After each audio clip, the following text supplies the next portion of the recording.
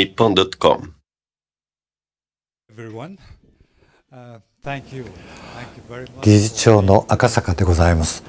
東日本大震災が起きた2011年、ありのままの日本を世界に伝える多言語サイト日本 .com をスタートいたしました。当初は英語、フランス語、Japanese economy has been relatively smaller, and I'm afraid that our international presence in many arena has been diminishing or may diminish in the near future. But I am confident that Japan has a lot, a wealth of expertise, experiences, and know-how in addressing global issues like aging society, or smaller number of children, population, pollution, or environmental problems, etc. So we would like to give as much information as possible to share our experiences.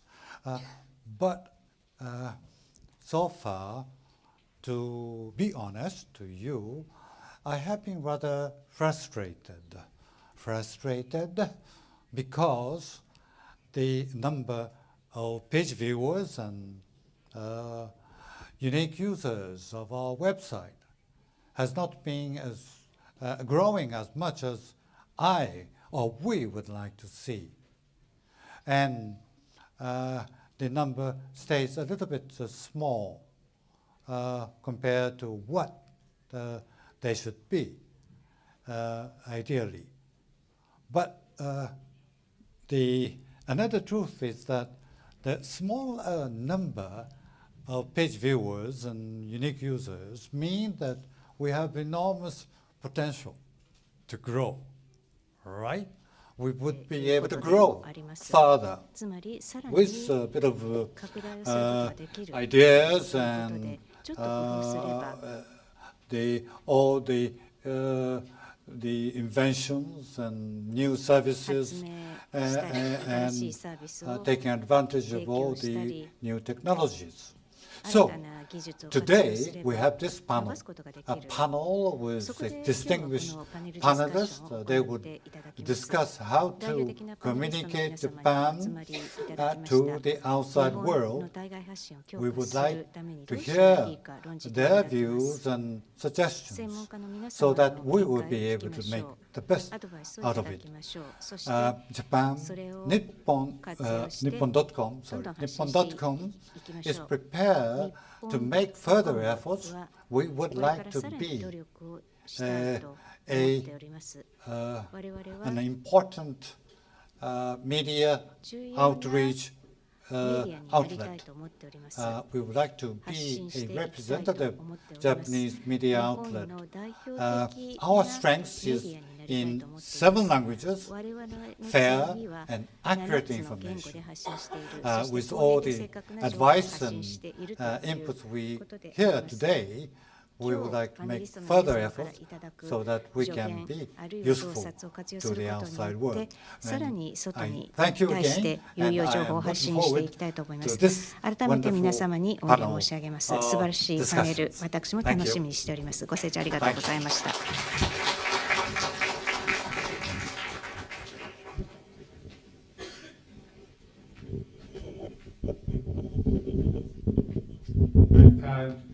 Great, thank you, Mr. Akasaka. 赤坂理事長ありがとうございました。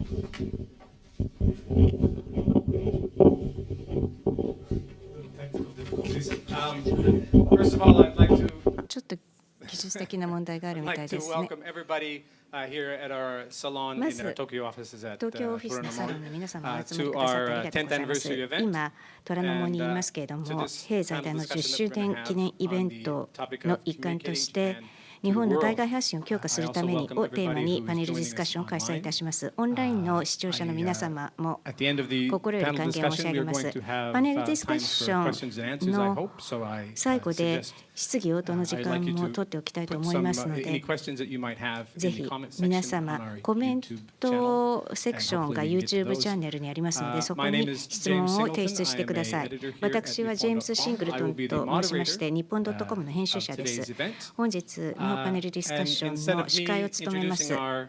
私からパネリストの皆様を紹介するよりも、ピーター・ランダーズさんから自己紹介していただきましょう。どうぞ。ジェームズ、ありがとう。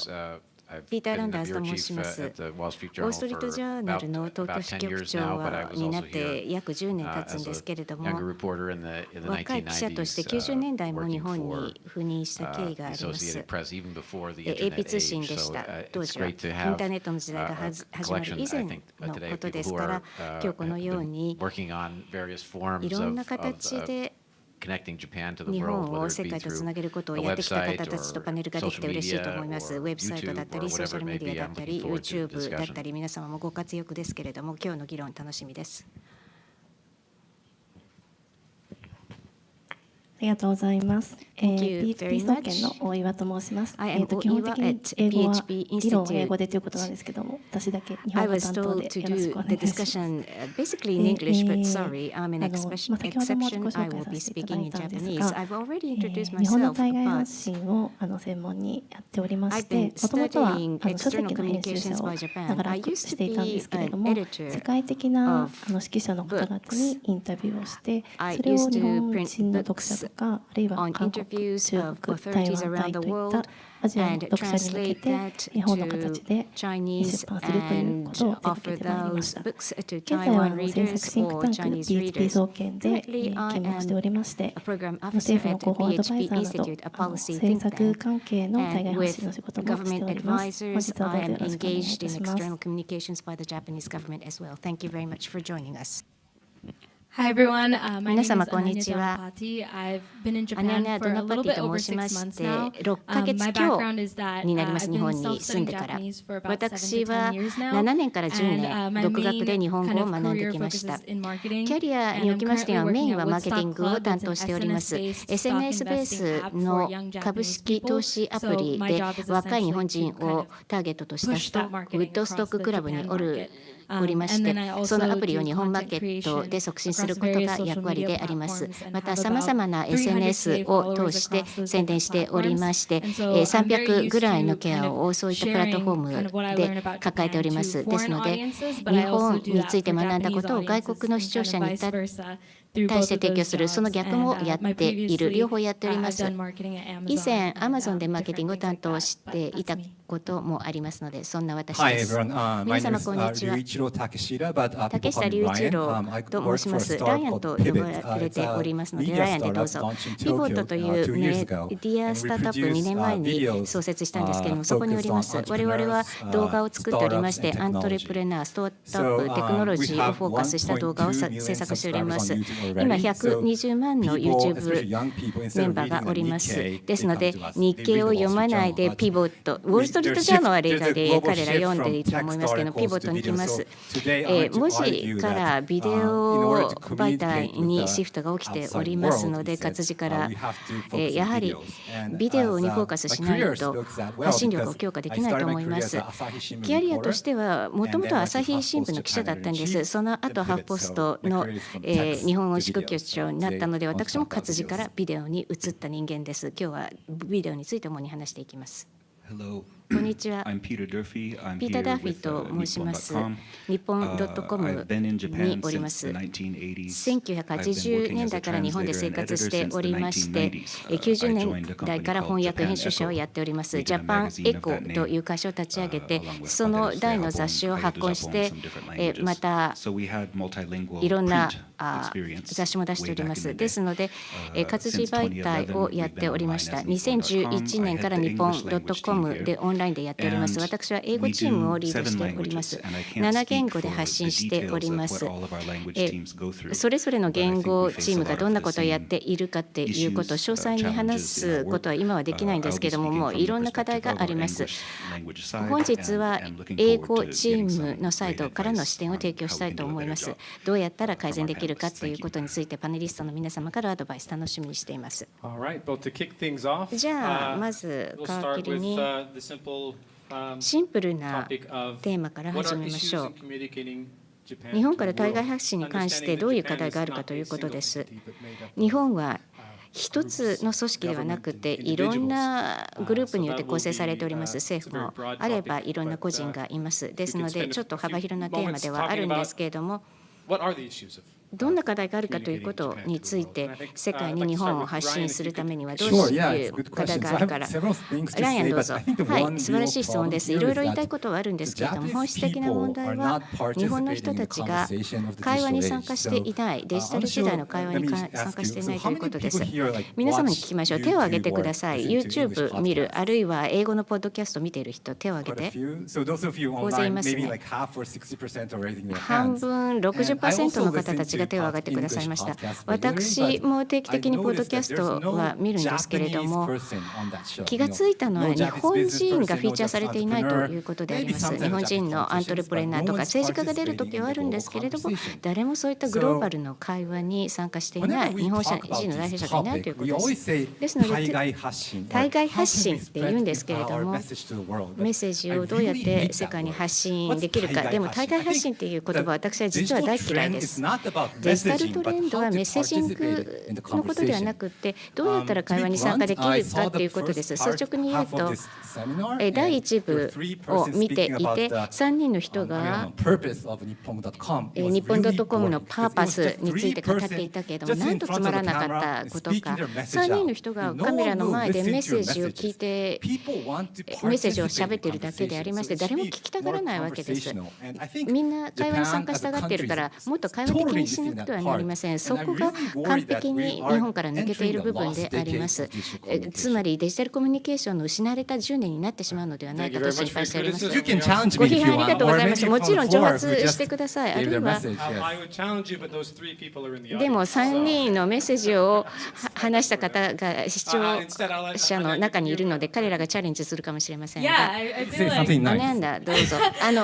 いいことも褒め言葉もお願いします。私が悪者役やるので。いろいろ言いたいことはあるんですが、あなたが言ったことかなり同感です。とても大切なビジョンを持つということ、何をやりたがいいとかっていうことに対して、それが日本 .com で私は気に入っている部分であります。非常に脆弱で脆弱だっていうことを声高に唱えることを怖がらなかったということです。アメリカのメディアもそこが抜けているところがあります、時があります。でも日本のコミュニケーションは本当に一方通行でこっちしか向いていないということがあります。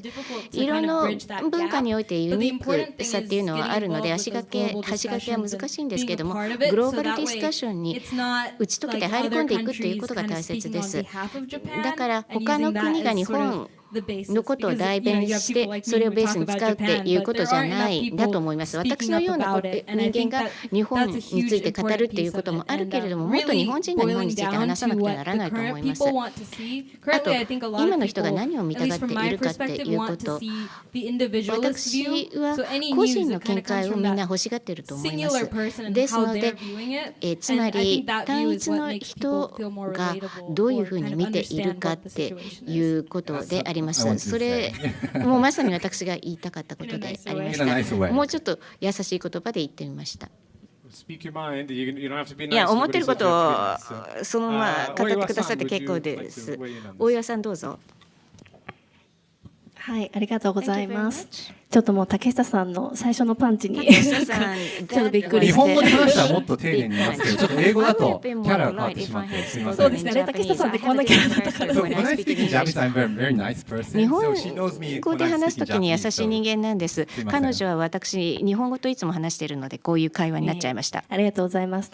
新たな一面が見れてよかったです。ただ私もお二人と意見は本当に一致していまして、昨年日本本のナラティブパワーという研究会の報告書、提言報告書を出したんですけれども、そこで強調しているのは、やはり日本の対外発信の一番の問題っていうのは、ナレーター、つまり語り手がいないんじゃないかっていうことを指摘したんですね。でナラティブっていうのは、ちょっとそのソフトパワーっていう大きなところの中の言説というか、言説の影響力みたいな意味なんですけれども、私は例えばポール・クルーグマンだったり、マルクス・ガブリエルさんとか、そういう海外の言論人の取材をいろいろしてきたんですが、やっぱりそういう方々に日本のオピニオンがなかなか伝わっていないなということを強く感じて、そのナラティブパワーという報告書を書かせていただきました。でその時にナラティブを伝えていくにはやっぱりナレーターが必要で、そのナレーターが日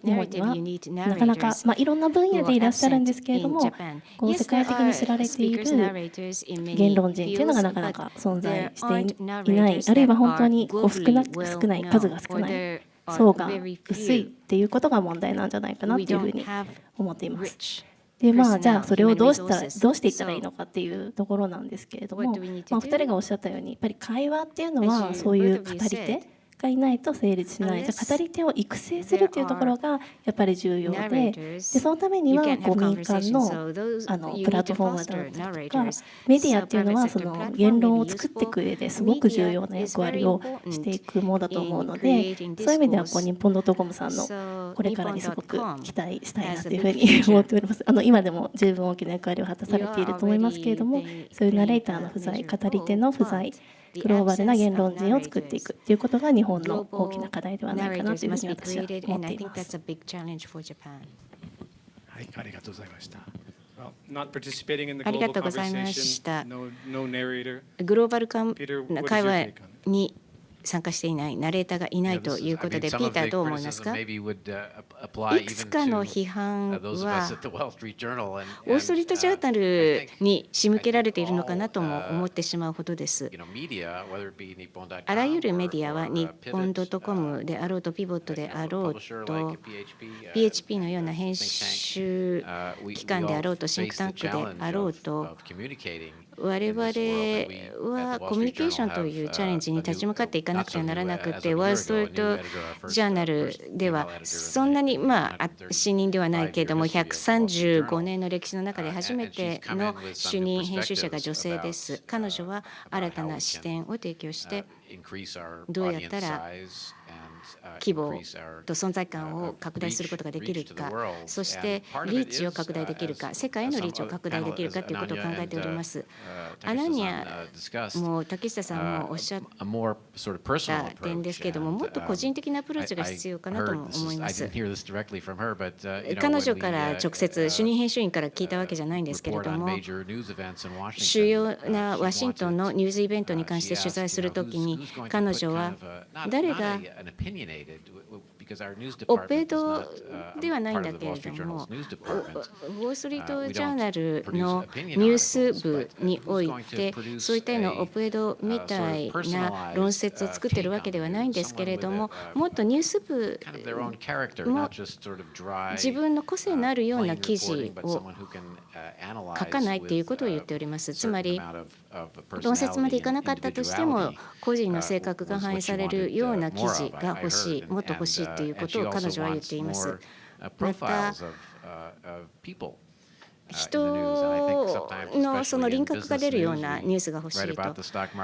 ビジネスニュースだと株価が上がった下がった、インフレが 2%、3% ということを書く。その裏に人がいるっていうことを忘れがちです。ですので、我々はそういったコミュニケーションのチャレンジにみんな直面していると思います。とりあえず以上です。ありがとうございます。ピーターからピーター・ダーフィーどうぞ。我々がやることの価値、雑誌の時もそうだったんですけれども、こういうプロジェクトが行われていた時代は、日本に関する情報をアクセスして、外国人が書いている情報、アメリカ人の記者とかイギリス人の記者が書いている日本の情報は英語であったんですけれども、日本人が自分の国について自分のストーリーを語るチャンネルがなかったったんです。日本を見ている日本ウォッチャーの日本人の記者が我々が読める言語で書くっていうこと、それがコミュニケーションを促進させる鍵ではないかと思います。大岩さんの PHP 総研がナラティブパワーについて報告書を発出しましたけれども、ナラティブを作り出す力があるということ、それはもっと我々もかつて雑誌をやっていた時代よりも今まさにフォーカスしなくてはならないと思います。もう毎日いろんな言語で発出しているわけで、年間6冊の雑誌だけではなくなっているわけであります。ですのでもっと迅速にコンテンツを作成して日本の声を他の言語にしなくてはならない、迅速に。あと誰がその物語を受け止めているか、相手方に誰がいるかということを考えなくてはなりません。私、翻訳者として他の翻訳者に教えていようとするキーは、ただページの言葉を別の言語の言葉に置き換えるのではなく、このメッセージ、テキストを別の言語で作り直すっていうことの作業なんだっていうことです。メッセージを同じままにしておく、でも一言一句の言葉の置き換えではないということであります。つまり誰が読者なのかということを考えなくてはならない。我々のウェブサイトに関してはいろんな多様なコンテンツがあって、深掘りしておる分野も様々であります。政治、経済、社会問題と。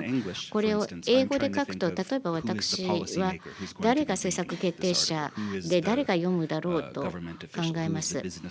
政府の官僚でこれ読むかもしれない人、あるいは日本に関する情報を得た上で他の国の戦略を作ろうとしている人は誰か。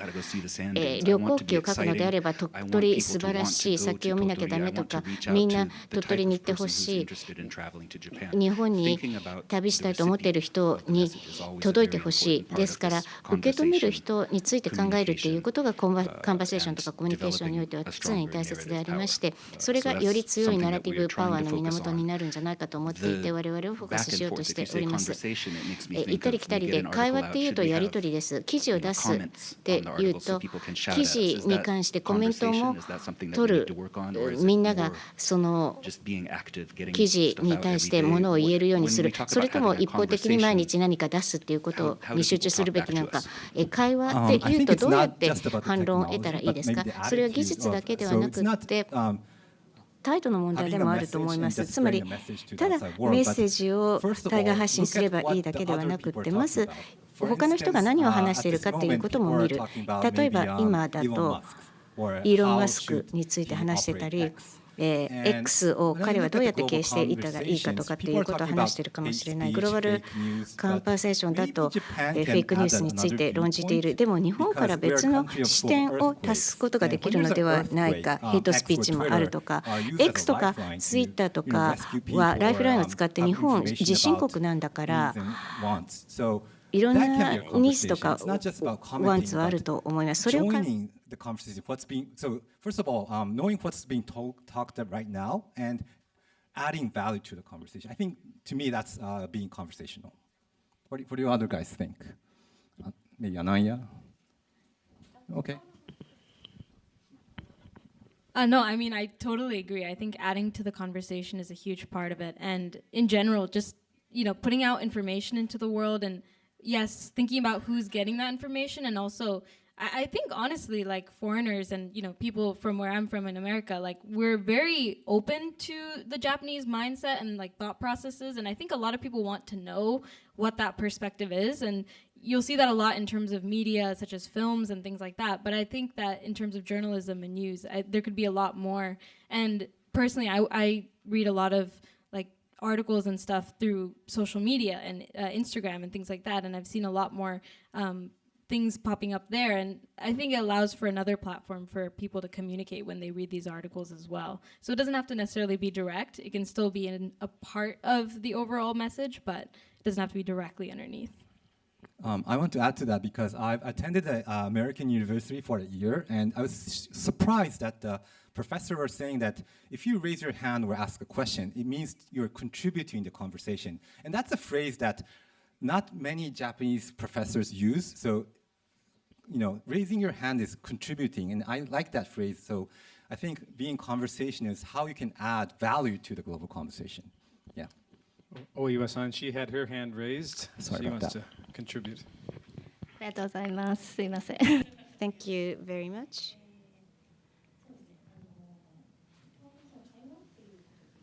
Talking about conversation then, how should we go about in doing that conversation? Narrative power report, I talked about that.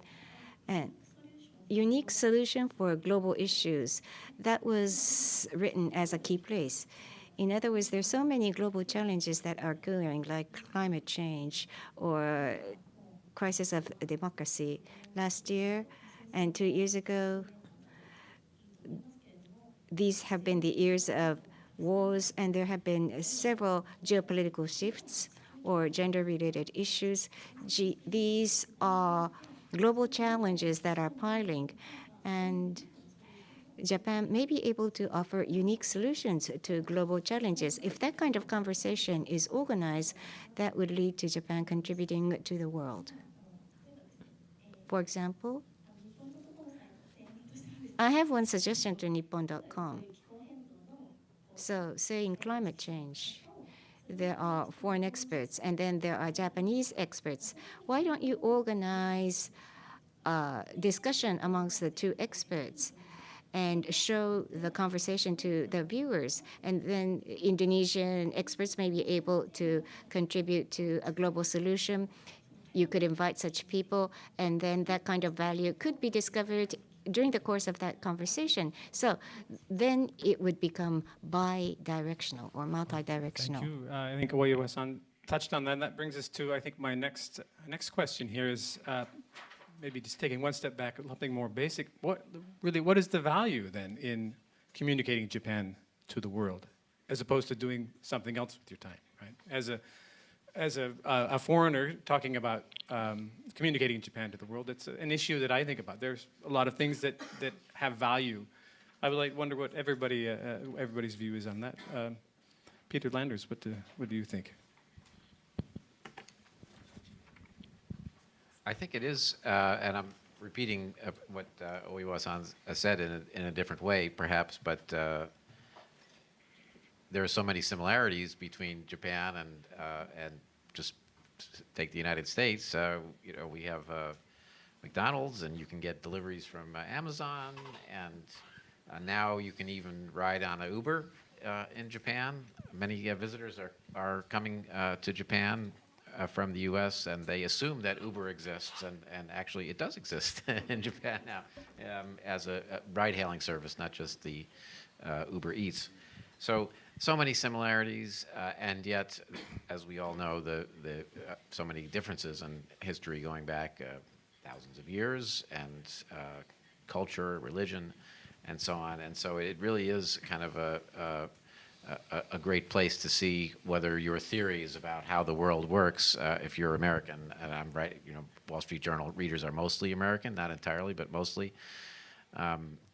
It's a great as I say, way to test your theory of the world. And sometimes things happen in Japan first. For example, in our area of business, the Bank of Japan was the first to introduce zero interest rates. And I can report from today's Bank of Japan Policy Board meeting that the interest rates are still supposed to be around zero in Japan.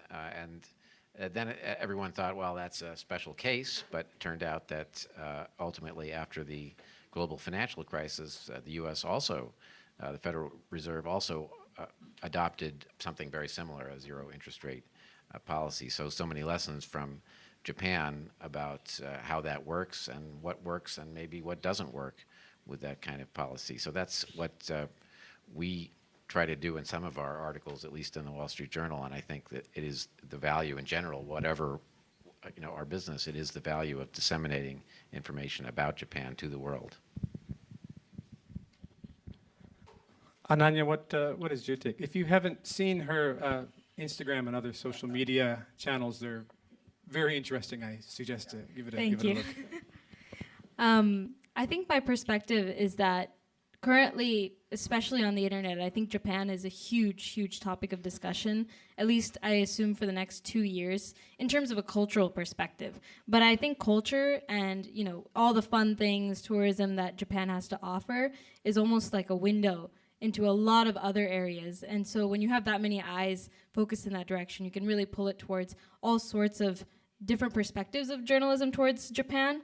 And how I do that and how I like to share knowledge about Japan is a lot of iteration, a lot of test-based things where I put out content and see how much people respond to it. For example, last week I put out a video on how to exchange a Japanese business card. I did not expect this to do well at all, and it got 1.4 million views. And I was surprised to see that a lot of people cared and they wanted to know, and maybe they assumed they would do that one day. And it was a sign to me that a lot of people are also considering working in Japan, and to provide that kind of knowledge and perspective is, I don't see a lot of it on the internet currently. And if people are looking for that information, providing a supply to that is really a matter of listening to your customer, listening to the viewers, and tailoring that content towards that. And I see a huge boom in that. And looking at those numbers and using that data and seeing what's already doing really well is a huge hint as to how you can do more in that direction. Thank you. Ryan, he's already going for the mic. He wants to talk. I think there are several topics, but I want to talk about two topics. One is sustainability, SDGs, or the UN SDGs, and geopolitics. So the first point, I think there are a lot of people, especially local people, who are pursuing SDGs. And when I talk to farmers or architects and local people, they're doing a lot of good work and keeping the sustainability. And also, so we can like address to the world that SDGs is not degrowth or just stopping the economy, but actually adds value to our GDP. That's one part. And maybe the second part is about geopolitics, because given the fact that the relations between China and the US, there's a lot of tensions. And it's important to confront China in a tough way at some points, but at the same time, Japan has a historical relation with China. And how to keep the balance between those relations and the existing geopolitical or the economic security issue is a big challenge for not only for Japan, but also for countries in East Asia or Southeast Asia. So maybe we can give a hint of how we can navigate this tough situation to the other parts of Asia. Okay, thank you. Oiwa-san, what are your comments?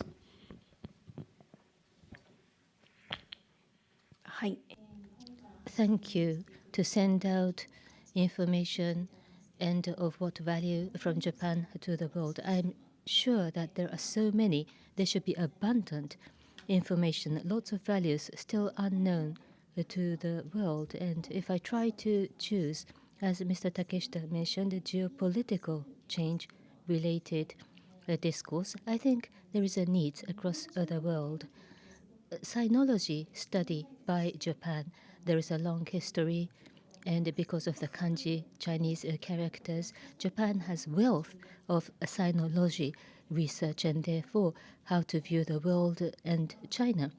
That could be a contribution.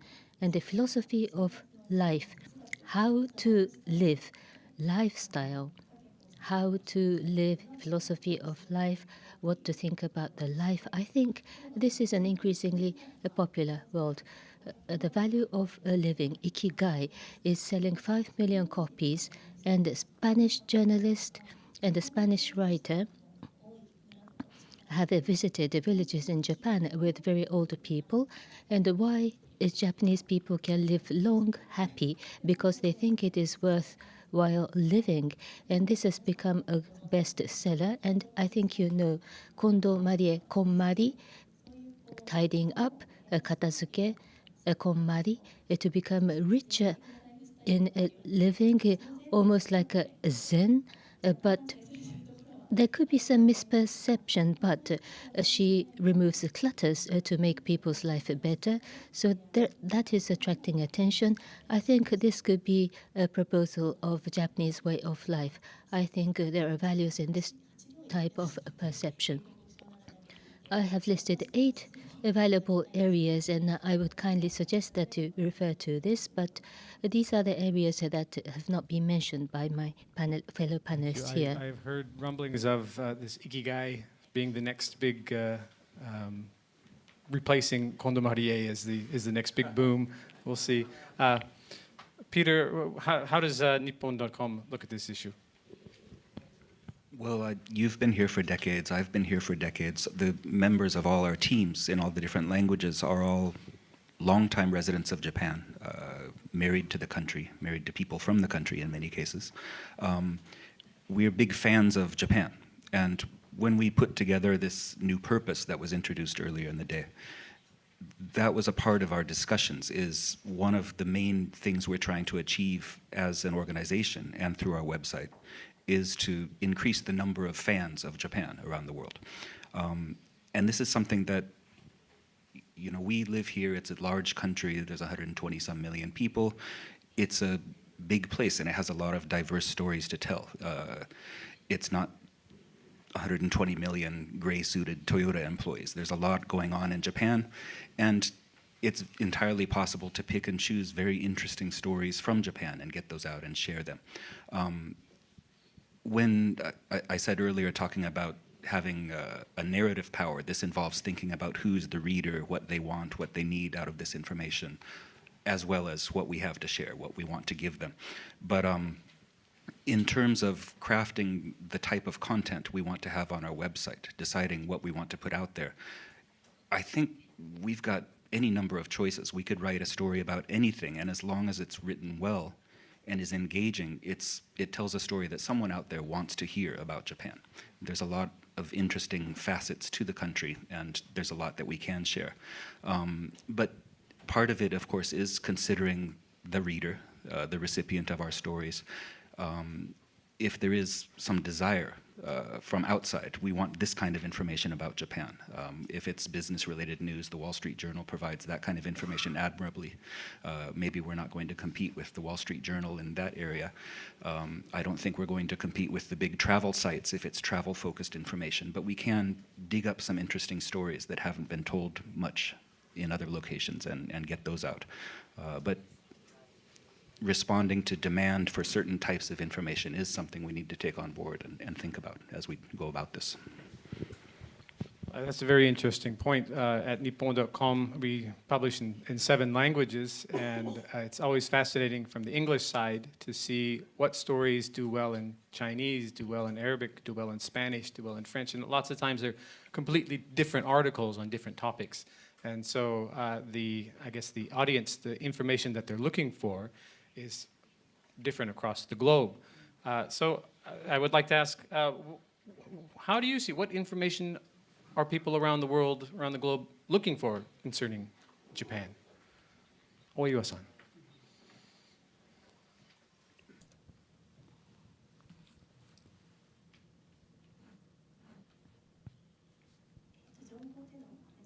When you say what kind of information, what kind of fields are the target of attention? Well, when I talk with overseas experts, the thing they always say is birth rate, low birth rate, and aging of society. Population is declining, society is aging. How will Japan overcome those trends? Okayama Prefecture, Nagi City, is a city where birth rate is very high, and many foreign journalists go there to cover the story there. And as someone mentioned in the purpose video, how do we deal with the aging society and low birth rate? What are the resolutions? Unique solution for global issues. That could be an area, and I think there's high level of interest towards Japan in such areas. And also, good thing and bad thing, very frankly, one thing that Japan is criticized of is gender issue. Why are we so behind in terms of gender balance? How can we resolve that challenge? That's a frequently asked question, and that's probably one of the interests that foreigners have regarding Japan. Peter, what are your thoughts? I would echo what we've heard already, that there is a lot of, speaking mostly again from about the American audience, that in the years that I have been covering Japan, the interest has shifted much more towards culture, food. We heard about travel. Recently, one of the reporters in my bureau suggested a story about yuzu, the citrus fruit, and I said, "Great, there's some place in Kyushu that grows a lot of yuzu or something," and I said, "Yeah, let's we can maybe write about that, but let's check what's been written already, because we always have to be careful not to repeat what either we or others have reported." And I couldn't remember any stories about yuzu, but then we did the searches, and it turned out that New York Times and the Financial Times and also the Wall Street Journal had already done, quite extensive stories about yuzu, the fruit. And our own Wall Street Journal article was written by a freelancer for our food and drink section. I usually read the food and drink section, but I guess that week I was doing something else, and I missed it. But our Wall Street Journal food and drink, this is just about 1 year ago. It says that yuzu is the citrusy ray of sunshine your winter cooking needs. So, right, good for now. This delicious fruit is subtler than lemon, with a floral aroma all its own. So, just praising yuzu to the skies. Wow, that's what I had nothing to do with the story, as is clear, but that's what our editors in New York thought people in the U.S. wanted to read about was yuzu, a very extensive story. But I think there too, as we've heard, you do need to think of the audience, and it was not a Japan story. It was not written as, here's a fruit from Japan that you might want to try. It was really written as a universal story that, yes, the fruit happens to come from Japan, but it's more, what does it mean to you? How can you, the reader, very trying to draw that connection with the reader, how can you use yuzu during your wintertime to brighten up your food enjoyment? So, anyway, I would go back again, say that 20 years ago or 25 years ago when I started at the Wall Street Journal, no one would have ever thought of writing a story about yuzu, but the times have changed. Does anybody in the audience brighten their winter cooking with yuzu? About half, okay, good. Peter? If I could jump in, when, for instance, we do write articles about travel destinations in Japan, it changes a lot, as James said, depending on what language we're translating into, what language we're writing for. If we're writing in English, Spanish, French, these are languages, the countries where they're spoken are very distant from Japan. And people who are going to come and travel to Japan, it may be a once or twice in a lifetime trip for them. It's a distant place. It's not an easy place to go year after year. So they tend to hit the big destinations. They want to go to Tokyo, see Asakusa. They want to go to Kamakura and see the big Buddha. They want to go to Nikko. They go to Kyoto and Nara. If we're writing this story in Chinese, Taiwanese readers maybe come to Japan 6-8 times a year. It's much cheaper. It's much closer. They've done Tokyo. They've done Kyoto and Nara. They want to go to someplace entirely new. So we have to write more, in Japanese we would talk about maniaku, tourism destinations, places that you don't generally go. Don't go skiing in Niseko, go skiing at Daisen in Tottori. There's a boat that will take you straight there right from Korea. It's a place where you're not going to have that many crowds on the slopes. This is something that might be more interest in reading about it in the Chinese language side of the website. So we do try to think of these different audiences in terms like that as well. Ananya, do you have something to add? Yeah, I think Ryan can also relate a lot in terms of this, but I think that when you're looking at the overall global audience and communicating Japan, the real Japan is kind of what comes into place.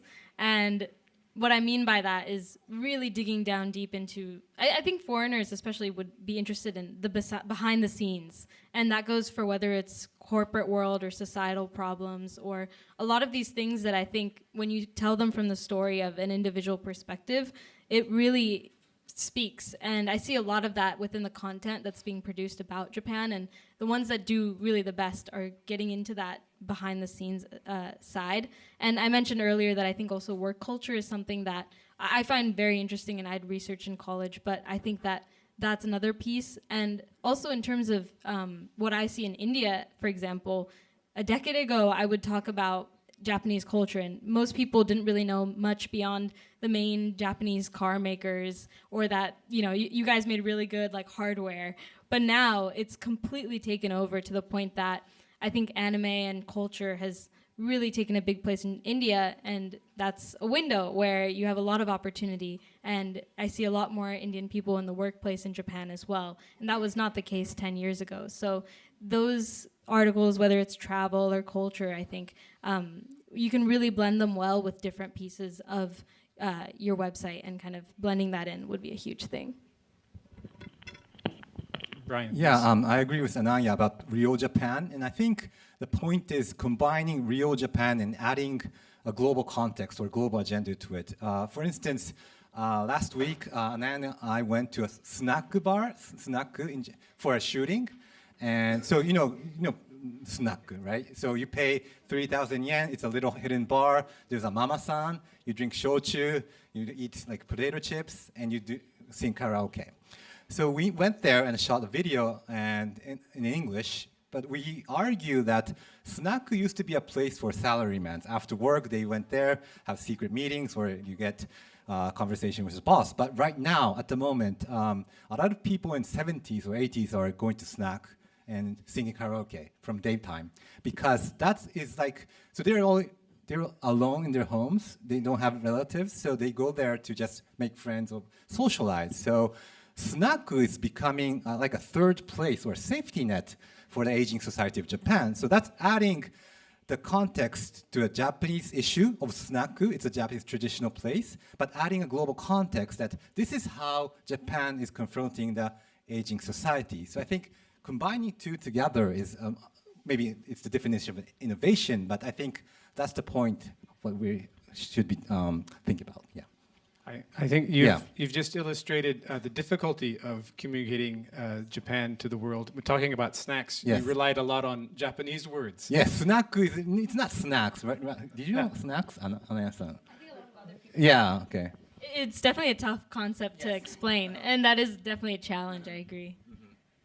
Yeah, well, we actually have several articles trying to explain snacks. Yeah, I saw the article on Nippon.com. And yes. Working on those, it was, how do you explain this to people reading it Yes. who have no idea what a snack is? Right. When it's a type of pub for businessmen. Yes. So they can go and relax and be treated like they're very important. And go back to their house where they're probably not treated as they're very important. But bringing that idea across to readers in English was an incredible challenge, because that concept doesn't really exist, right. does it? And I'm just never noticed it.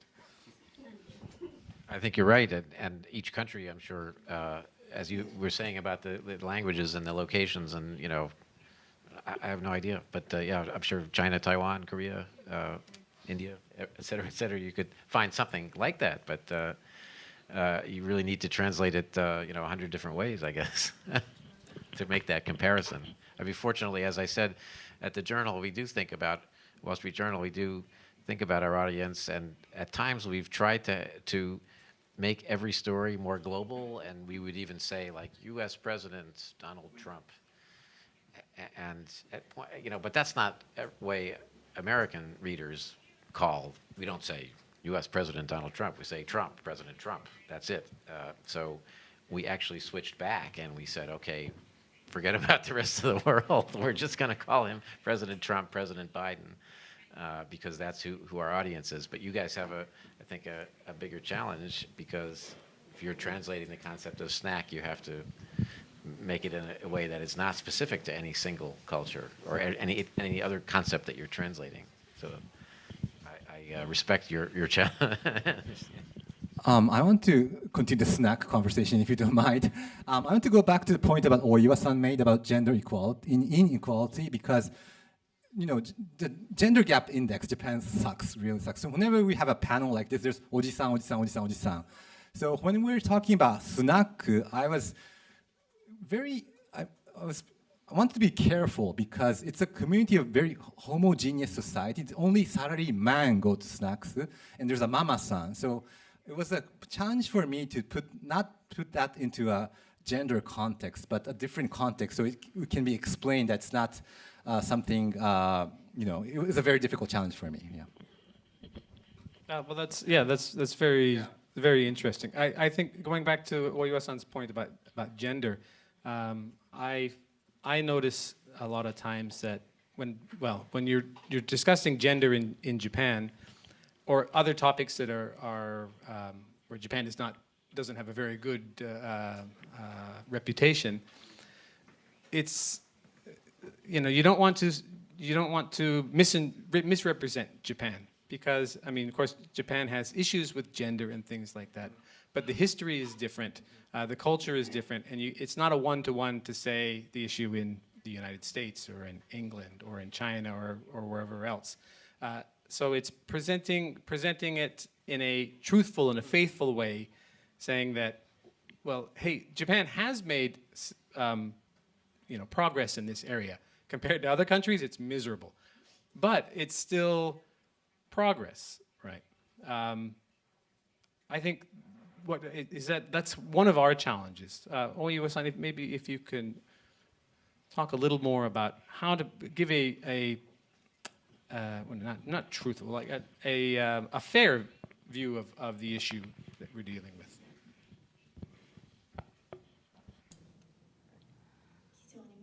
That's a very challenging homework I was given, a very difficult question. Of course, fake news, it should never become fake news, but at the same time, people have different set of values, and different communities are built based upon different sets of values. So how do you explain? I think all I can say is be careful, but as far as gender is concerned, as a major premise, the gender gap is huge in Japan. We are low in terms of gender balance. This is something that we need to solve, but in this context, yes, there is this big problem, but how do we struggle against this big problem? How have we improved the situation as we confronted various difficulties? I think that kind of perspective is important.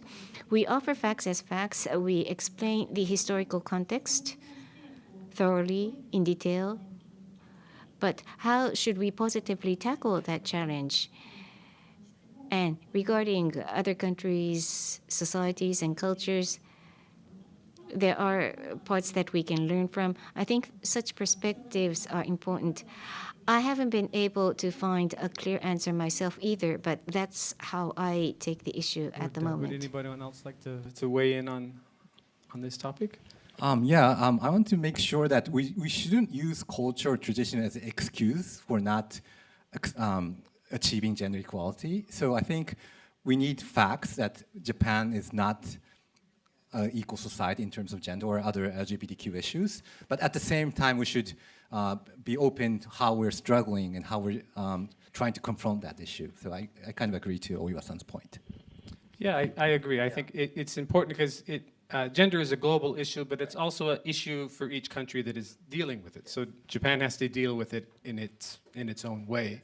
And presenting that, well, this is where progress is being made, this is where it isn't being made. And of course, there is that shock value if you're someone from overseas, has a very gender equal society, and you see what's happening in Japan, you're going to be shocked, especially considering Japan's situation in the world, part of the G7, one of the leading economies of the world. You would expect it to be just like all the other G7 countries, which in some respects it isn't. Yeah. Sorry, I'm doing more talking than I'm supposed to. Peter Durfee, but do you have anything to add for us? not on gender equality, but going back to the snack, one actually advantage I think we have is if we decide to do an article about something like snack, as was discussed here, it's not a concept that is easily presented in one word in any of the languages that we deal with. But the readers who come to our website and look at what we have to offer are all interested in Japan and they want to learn more about Japan. And we can feel quite comfortable throwing these Japanese names at them. Give a paragraph explaining it tends to be this kind of a dim bar with comfortable sofas to sit on, and there's a mama-san, and she feeds you, 10 peanuts that cost 800 yen. There's a lot of detail we can give them, but then we can just call it a snack, spelled like that. And we've given them a new word, a new thing to be interested in about Japan. That's one tool that we have in our tool chest at our website, because we have this built-in confidence in the interest in Japan among everyone who comes to see the website. It's interesting to see the words that people come and latch onto from overseas when they come to Japan. Historically, of course, food, everyone loves sushi, sashimi, tempura, all of these words you can find in your English dictionary. Kimono or beautiful kimonos in the English dictionary. They come and they grab these words and take them home and use them. In the post-war era, we had the kanban, the kanban production methods in factories in Japan. And these were things that foreign manufacturers came and were interested. How is Japan doing it? Why is their quality level so high? Oh, they use this technique. It's called kanban. Let's take that word back home with us. And they use the word kanban in these English contexts when they're talking about manufacturing. It's interesting also to see when Japan tries to push certain words out, it's often quite less successful. You have in 2011, when we were trying to get the Tokyo Olympics, you had the omotenashi, trying very hard to push that word out there, and nobody grabbed it. Monozukuri, the number of reports I translated for the government about Japan's prowess in monozukuri, nobody cares. Readers who are interested in Japan will come and they'll grab what they want, and our job is to figure out what it is that they want and provide that to them. Pushing it out one way, again, one-way communication doesn't work. It's not a conversation in that sense. So it's not propaganda, it's sharing things that we know or we hope they want to come and get from us. All right, well, grabbing topics of interest and talking about Peter's yuzu, are there areas of topics in Japan that you think are underserved, that maybe aren't getting the attention that they deserve, that maybe the global audience is just waiting for this? Are there any areas where you think, or any topics that you are particularly interested in, other than snacks, or do we want to stay on? We'll start with Peter, since you started the yuzu.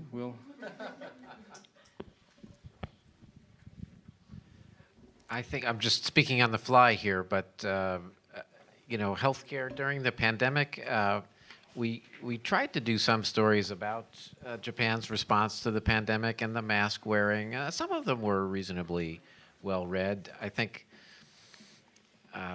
it was a strange time, and people kind of wanted lessons from overseas, but then masks became political in the U.S. It was hard sometimes to find the right story from Japan that would deliver a digestible lesson to our mostly U.S. readers. But I think there is further ground to be plowed in the area of healthcare, the health systems, both the health policy, which I used to cover in Washington when I was an editor in our Washington bureau, health policy and universal health care, insurance systems is one area, and then also just the daily habits of Japanese people and questions about weight and longevity. And Japan is as we know, the probably longest lived, I think, at least among the G7, maybe competes with Iceland and Hong Kong for the world's crown as the longest lived nation. And we also look at healthy longevity, or the average age a person lives to while they are still healthy. And Japan, I think, scores well on that measure as well. And why is that? That's an everlasting question that we don't, sometimes because it's always there, we don't report it enough, but I think there is probably more to be said.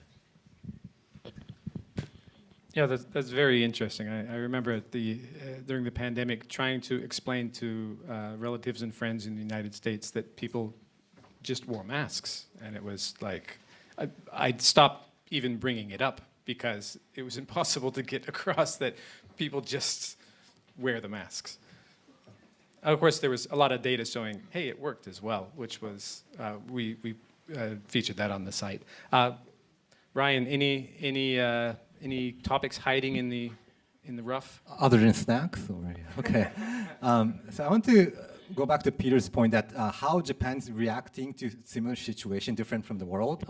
I think AI, artificial intelligence, is a good topic because when I read like Western media, there's reports that say that AI is kind of take away our jobs.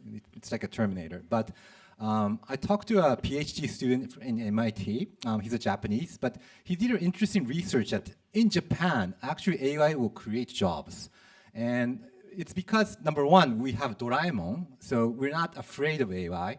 And since the 1970s, a lot of factories have implemented robots. So I think a lot of factories in Japan are used to working with machines.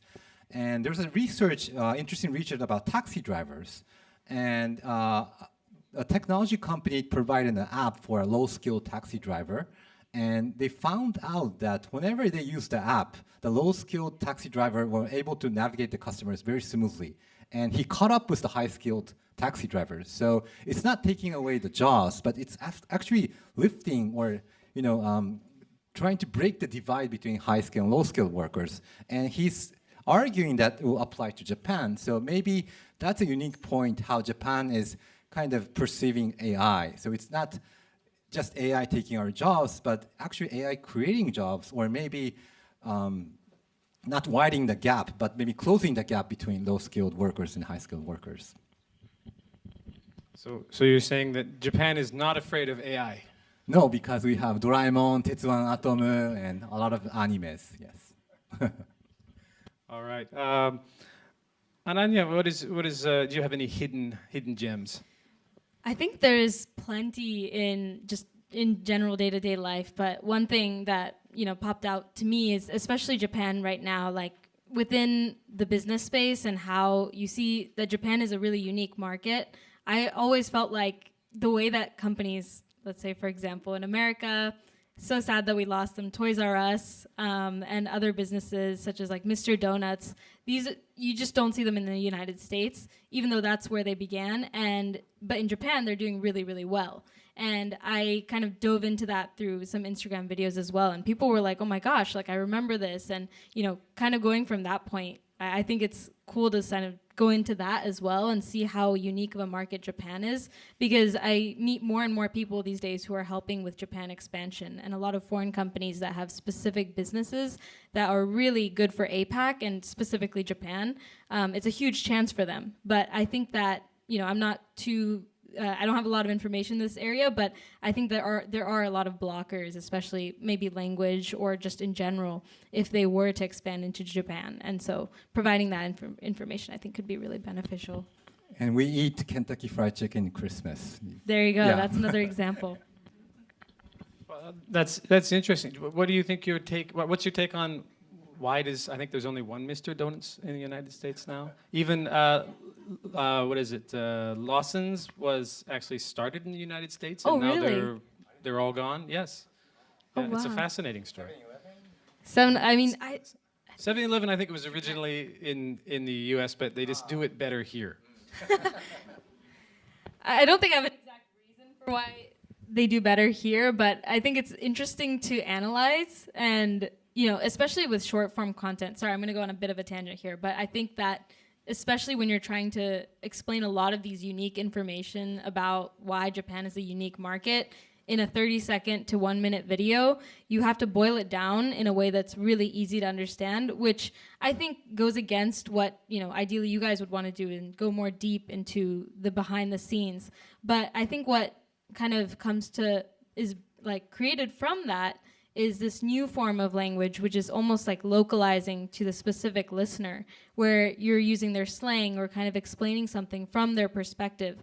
And they get a new insight from that, and I think that's why telling news stories or ideas through video content really works, because you can actually say a lot because you're localizing it to that specific person.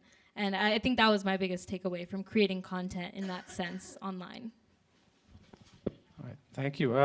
Oyo-san, you mentioned Ikigai earlier, but as working for a Japanese publisher, I'm interested to hear what are some of these topics waiting to take off in the world,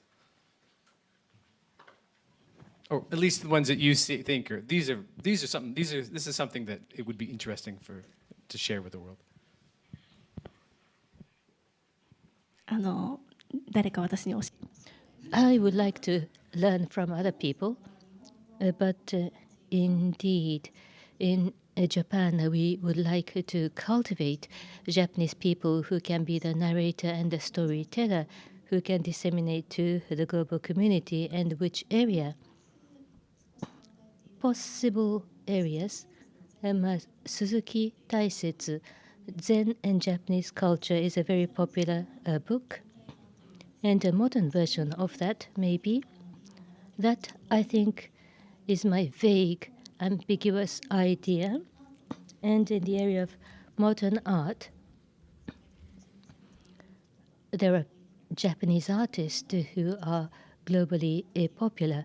So I am vaguely thinking about the featuring. And more than this, it's going to be my trade secret. And what is attracting attention by the global community? Japanese education. Maybe there is a secret, a quiet attention over Japanese education. If you look at domestic Japanese report, they say that Japanese education is going wrong, that it is deteriorating. However, in the global context, Japanese public education is not such expensive tuition like the US private universities, but high level of quality education is provided from primary to university, and the school children clean their classrooms. There are physical education, and even discipline are taught, how to behave in the public sphere, how to think and behave in the public sphere. This is attracting attention that Southeast Asia, some countries are trying to emulate Japanese education, I have heard. So that could be another possible area. The Japanese may have not noticed themselves, but there could be many others like that. Yeah, I think you're absolutely right. Finding a big hit, just sitting down and thinking, all right, what is a big hit? You never get there. Interesting that you mentioned education, because we did an article several years ago about Japanese elementary schools, so the kids do the cleaning and things like that. And for my culture, that is a completely foreign idea, that there's a janitor who does that. The kids make the mess, the janitor cleans it up. But on our Arabic site, that topic just took off.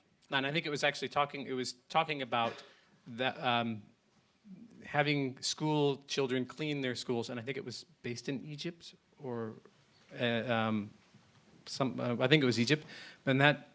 So that topic was huge interest. Like, we need to teach our kids to look after themselves. And I thought that was interesting that the topic in English was, people were kind of like, meh.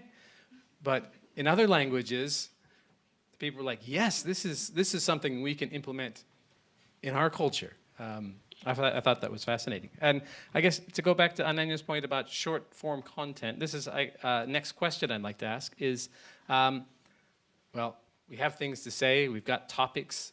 How do you communicate these to the world? Especially back in the day when we published magazines and you just printed those and handed those out.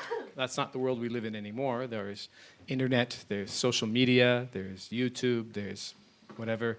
And it changes constantly, as we see with X, that the X of yesterday isn't the X of tomorrow. So what is your take on that? We'll start with you. Yes. I would say that, I think times have changed to the point that at least people in my generation, we tend to consume news through social media. And I know that there's definitely a lot of difficult areas in terms of that, like how accurate is that information. But I think that it's how easily accessible it is to us and how individually tailored it is to us as well. And so for me, you know, when I wake up in the morning, I read Morning Brew. It's like immediately delivered to my email, and it's really localized to the Gen Z slang, so it's fun to read and it's really bite-sized. And I think that bite-sized content is a huge element of it. When you look at, for example, Humans of New York or Sabukaru, it's like another media in Japan, you see a lot of different media platforms kind of using Instagram and other social media to promote their content. And it doesn't come off in a way that's almost like a PR ad-based sort of thing. And I think it's really fun to see because we don't think of it in that way either. We genuinely just want to get that content in our hands as easily and quickly as possible. And when you're able to do that, and I do that through my content as well, it's a lot of testing of all sorts of topics, whether it's career or tourism or culture. And you really see people perking up to different things because obviously there's different cultural underlying things behind that as well. And so I think especially for Nippon.com, you can totally do that in terms of putting out that content and keeping in mind, though, who's really reading it, what are they looking for, and keeping that as your bottom line when creating this content. I think that's extremely crucial. As far as creating content, I mean, if you're creating content to be shared on the internet compared to being shared on Instagram, compared to be shared on YouTube, that's you might be covering the same topic in 3, 4, 5 different ways, which is incredibly time-consuming and difficult. And I know, Ryan, this is something that your company does. You have several platforms that you work on. How do you approach it? Yes, so I think to add Anayan's point, engaging with influencers, because I think the reach depends on not major news brands, but who's sharing that story, who's talking about the story. So this is not working at this time, but maybe 1 year ago before Elon Musk, maybe following the hashtag or mentioning someone on Twitter or X. So I think that's an important part. For instance, when Shohei Ohtani signed a deal with the Dodgers, some people, U.S. journalists and following Major League Baseball was talking about why is Japan so good at producing like good baseball players? And he was talking about Koshien. So maybe we can add him, tag him, and talk about Koshien. Why do high school baseball players shave their head? We can argue that no, that's changing. Keio High School, they have free hairstyles. They have diverse hairstyles. So I think, you know, engaging with influencers is one point other than technology. Do you agree? Oh. Yeah, because you are an influencer. I got started on Twitter, actually, and I was tweeting to mainly Japanese businessmen in their 30s, and that was a huge, huge strategy because, you know, you're basically talking to their audience as well at the same time, and it's a huge foot in the door to getting your content viewed by more people beyond your space. And if it clicks with them, then they're sold. You have buy-in from them, and I think it's a huge strategy that I use to this day on most platforms. Peter Durfee, I know that you are a heavy user of Twitter. Yes, are we still allowed to call it Twitter? It's no, it's one of our missions is to get the word out about Japan, to increase the number of Japan fans, but also to increase the number of visitors to our website. However, we do focus on branding to some extent. We want reliable, entertaining, informative stuff out there about Japan with the Nippon.com name attached to it. And this can be done on our website itself, but it's something that we can also do on a Twitter account with Nippon.com, on Facebook with Nippon.com, on YouTube, on Instagram. We don't have unlimited resources, and we're not very young, which is it hobbles us what we can do in these younger spaces. I know we should probably have a TikTok channel by this point, but I don't think anyone in this company uses it. So we need help in this area. We need younger people to come on board and show us how to use these things. But getting the word out about Japan under the name Nippon.com is something that we do want to do in a variety of channels, and maybe aiming at different audiences per channel.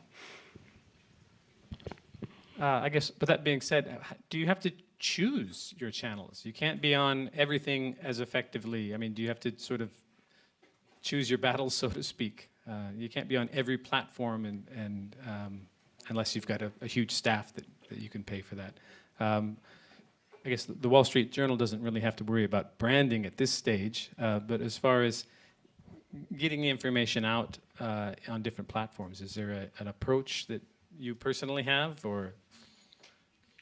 Yeah, we have limited resources to some extent, and we do have some presence on all of the channels that have been discussed, including TikTok, but not much on TikTok. I think we probably also are a staff of people who mostly do not use TikTok, so it's hard to get that level of buy-in. You know, we are, I think, like Peter D. said about Nippon.com, we are worried about you know, making sure people know it's Wall Street Journal content, not just some random story that happened, you know, to appear on the internet someplace that they don't identify with your brand name, Nippon.com or Wall Street Journal. And so, in that sense, we have focused on the app, on our smartphone app, as one of the key channels. Because if you can get somebody to put the app on their phone and look at it, then you know, I mean, we would make the case that you know you're getting the trusted content from Wall Street Journal on the app, and it has all the news you need. You can check it every day. So I guess that would be our preferred platform. It may not be, but we do need to meet customers where they are and readers where they are. I agree totally. We have a different. Well, each language has its own approach because each language uses social media in different ways. And the things that we can share maybe in English and Russian and Spanish would be different than compared to Chinese or Arabic, which is always fascinating to see the response that we get from the different languages on certain topics that, you know, maybe the Arabic site will just blow up about something that is just gets very minimal response in English. That's fascinating. So I guess, Oiwa-san, on this topic then, what sort of social media, I mean, because in Japan, Twitter is used different than it is in the United States and in other countries. I mean, so getting your message out on different platforms, what is sort of your approach in the work that you do?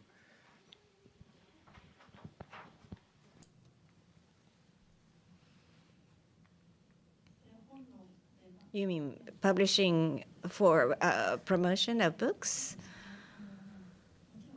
Of course, in the world of publication, social media is a big thing. We have this brand, PHP Shinsho. I'm also in charge of that division, and that division has its own Instagram account as well as X account. And as Takeshita-san and Ananya said, engaging influencers is the key in social media. Japanese person who's a YouTuber who has millions of viewers from the Philippines, these influencers exist. And Indian ambassador, a Japanese ambassador to India, a big influencer, is popular. Indian dance, belly dance was done by the ambassador with Indian dancers, and that went viral. And in fact, there are Japanese influencers who have fans overseas. I discovered that most recently, but maybe when we want to communicate Japan to the outside world, there could be high potential by engaging those people. Very interesting. This question, we have actually one question from the internet that people would like to, or someone would like to ask. It has to do with translating ideas that originated in Japanese, translating them into the different languages. So what are some hiccups and difficulties or approaches to sharing an idea written in Japanese in a different language? Maybe Peter D., this is your career to a large extent, but. I have this long-running battle with news organizations that publish articles that say, here are 10 untranslatable words. And then they translate every single one of them in the article. Translating something means giving that information to your reader in the reader's own language. It doesn't mean a one-to-one equivalence in number of vocabulary words. It doesn't mean it sounds the same. It doesn't mean the words come out in the same order. It means getting that information into that person's head. The problems that we face in terms of translating, a lot of them have gone away with the advent of the internet. When we had limitations on how much space was on the page, we had to choose very carefully what to throw away, how many words to get rid of to make sure that last line comes right down to the bottom. Nowadays, we can just make it go farther on down that long, unending page. So we have room to give these explanations of difficult to understand concepts or alien concepts to foreign readers. We can spend a paragraph describing what is a snaku. We can spend 2 paragraphs telling people what's going on in Japanese healthcare. It's freedom to share this information accurately, informatively, and I don't know. It's not something that we have to worry about so much nowadays. We don't have a client looking over our shoulder saying, use this word, use this phrase, don't use that one. We can craft the output as we need it to be, as we want it to show up for our readers, and we do it separately for each language. And I don't know, I don't think translation is, of course, always going to be a difficult problem, but the difficult part of it comes in truly understanding what this person wrote in the first place, in your source language, and understanding who is the reader, and making sure the output is a good match for that reader, their needs and their abilities. And there was also a brief mention of AI being something that will create new jobs. There are a lot of people who say AI is going to take away translation jobs. I don't think an AI can do this, thinking about what the reader needs, thinking about what that author actually had in mind as he put these words together. And these are things that we try to do as we translate, and that's the challenge of translation lies there. It's not in the words that we have to worry about.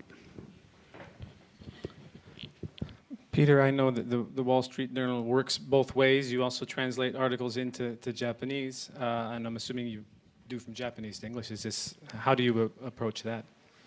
Actually, in our case, it's just all of our content is written in English, and then we do have a Japanese language website, jp.wsj.com, that translates a selected, not all our articles, but those that we believe will be of interest to the Japanese audience, including some of our coverage of Japan. Sometimes people here want to see what the perspective is, but they can't or have difficulty reading the English.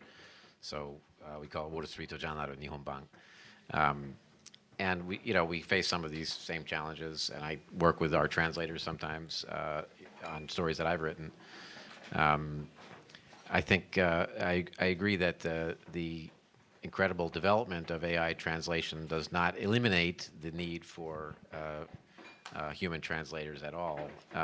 What it does do, and I've discussed this with the managing editor of our Japanese language site, George Nishiyama, it changes, I think, the skill of the translator a little bit, because maybe the AI can do a first draft of the story, or translate some sections that are kind of commonly used words that don't require a lot of explanation. And then maybe what the translator is doing is working on that one part where you have to define snaku, and crafting that, perhaps a whole paragraph to explain what the word means. That's really creation on the part of the translator. That really would be the work of the translator, or sort of what's the word, interpreter. I use the word, interpreter of the original article into the other language, as opposed to, if it's a simple wire story about stocks went up today, maybe a machine can do that. You just give a quick read and fine, send it out. It takes 5 seconds. And then other stories may require a lot more human interaction and involvement, because the reader ultimately is a human. So that's our end goal, is to make that connection. Well, as somebody who has been studying Japanese for a while, and you use Japanese in your social media accounts, so what is your view on that? Yeah, actually, I was going to say a lot of the points that you guys brought up are things that I do in my day job, pretty often. For example, translating concepts of basic investing from English and then putting that into ChatGPT, getting a Japanese first draft, and then going in there and kind of making it more interactive and fun to watch is kind of what we do for a lot of the content that we put out. That's one side of things, but where I do it with my personal content creation as well is it's really important to craft a narrative. And, for example, I've done like a different snack shoot as well. And in that situation, experiencing that in Japanese, in a very Japanese context, and kind of translating that experience in a way that would really make sense to the viewer and also be fun and interactive. And really doing that, I think both ways is a difficult challenge and something that I think only humans can do. But it's a huge thing of my daily job as well. Yeah. All right. Oiwa-san, as a Japanese publisher, how do you see that as getting the ideas from Japanese into a different language?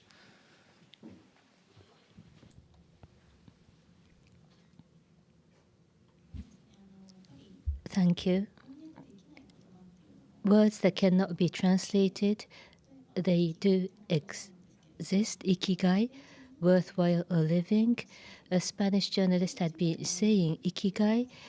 There is no Spanish single word or English single word that can really explain this worthwhile to live.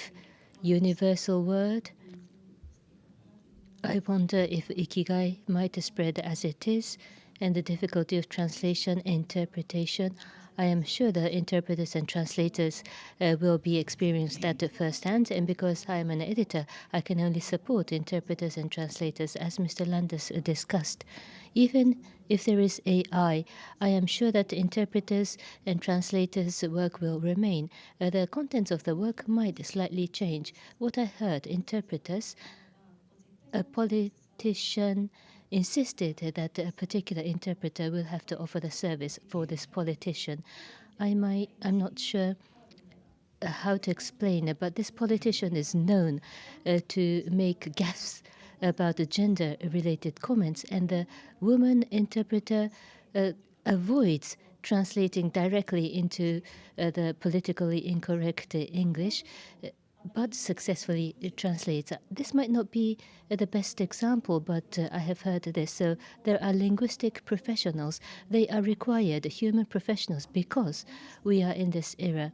And translators and interpreters who can do from Japanese, and native non-Japanese speakers who can translate between Japanese and their language.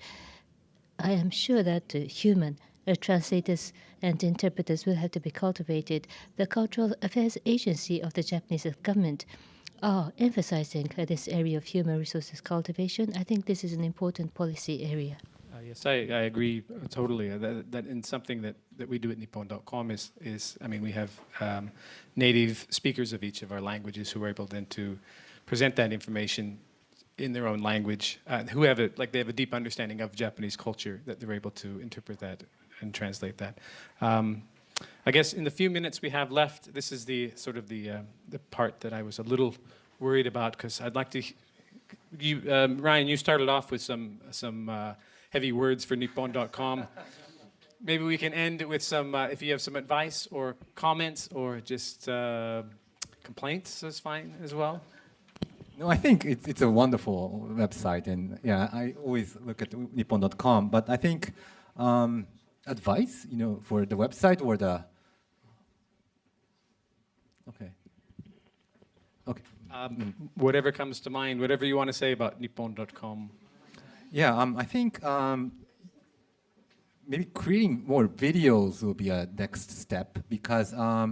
Like I said in the beginning, a lot of people, the world is created not only by text but by videos. So I think in videos, it's another way to communicate. So, and there are a lot of great places to shoot in Japan. So I think this session is also great, but I think people outside of Japan wants to see the real live Japan, or actually a Japanese person even speaking English may be a surprise to the international audience. So I think videos will be the great next step. All right, thank you. Yes, videos.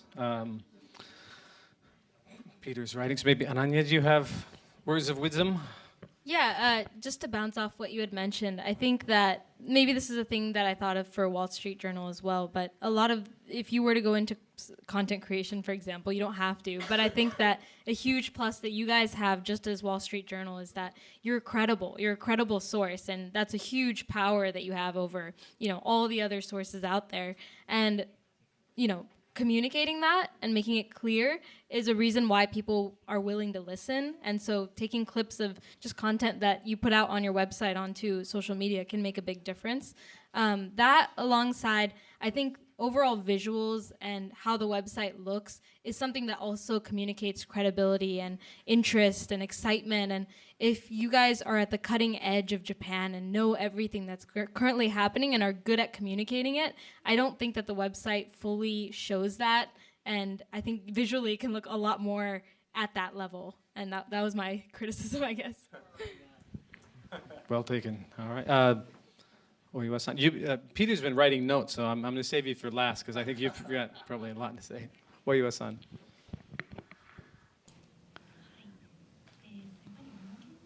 7 languages. There's no other website in Japan that's communicating in 7 languages, so you have the power and gigantic potential to communicate to the whole world. It's not a harsh comment to Nippon.com, but communicating Japan to the world, maybe there's things that only Nippon.com can do, and that is global narrators.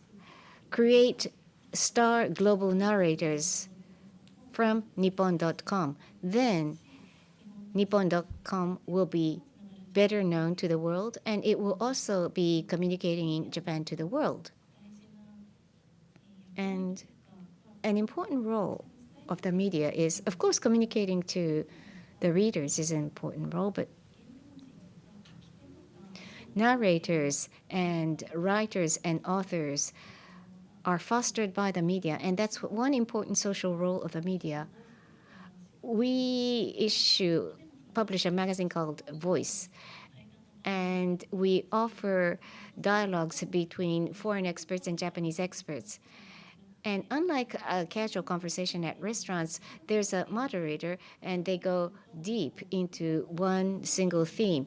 Then to the foreign opinion leader, the Japanese opinion leader's opinion will be communicated, and listening to the global opinion reader, the Japanese narrative will be further fostered. So it works both ways. And Nippon.com has the potential, and that is one of the future roles that Nippon.com could play. Then you would be able to contribute to communicating Japan to the world. Thank you very much. Peter, you've been writing frantically. Yeah, we're taking notes on what others are the valuable insights that we've heard so many valuable, including for our business. So I've maybe you intended to get some, advice for Nippon.com, but I also hear some advice for the Wall Street Journal as well today. So I thank my fellow panelists. I kind of agree with Ananya that if I was to make one request of the website, it would be, or sort of, I guess, advice is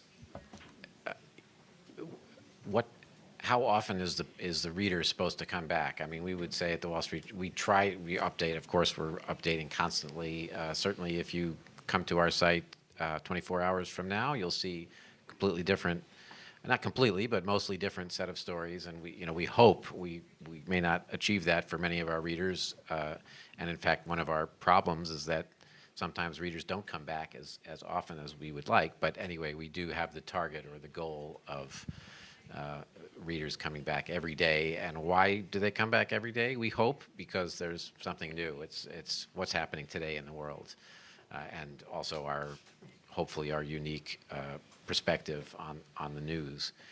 And I can't quite tell on Nippon.com whether I'm supposed to come back every day for what's happening that day, or I can only come once a week and I'll catch the highlights of that week, or just really never, but when I search for something on Google, quite often Nippon.com, like I search for sushi or whatever tempura, perhaps one of your excellent articles on that subject comes up. Maybe that's okay. Like, what is the frequency? Maybe you can. Yeah. The other I have a small suggestion is, I don't think Russians are listening to us anymore, frankly, and so I would suggest killing Russian and replacing it with either Hindi or Korean. That's a suggestion. I think our Russian translator might disagree with you, but yeah. How about on top of that? Yeah. All right, well, it kind of brings us to the end, but I thought we might end on sort of a light note. Thank you for all your wonderful insight and comments. To go back to what Oiwa-san said about leaders in Japan, who is one person, very shortly, who is one person that you would like to introduce to a global audience, maybe a leader in Japan? Who is somebody that you think is worth having more of a global audience? Is there anybody, if you have anybody in mind, we'll start with anyone. Is there a name? That's a tough one. They don't necessarily need to be alive and doing things right now. They might be somebody in the past. They need to be alive. All right. Alive in your hearts. Have I stumped the panel? I have stumped the panel. So now that's a problem. There's got to be somebody. There's got to be somebody out there that you want to share with the world. Sasuga Oiwa-san.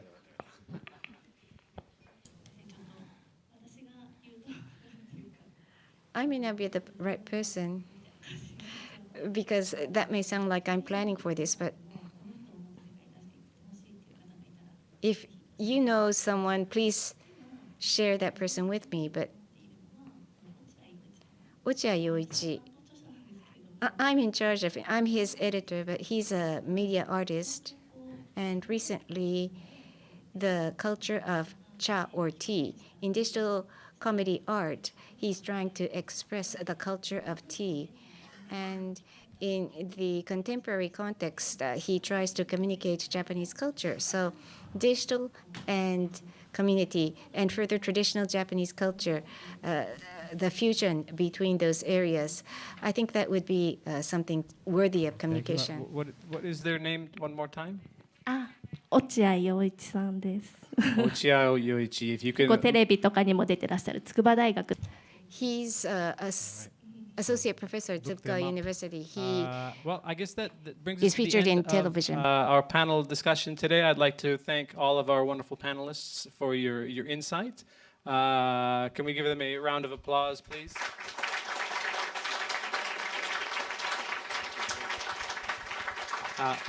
I would also like to thank our wonderful audience for listening so attentively here in our studio and our it's called our open space, our salon here, and also those of you who joined us online. Thank you very much.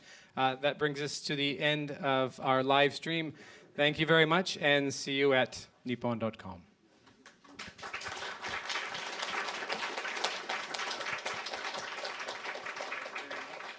パネラーの皆様、ありがとうございました。では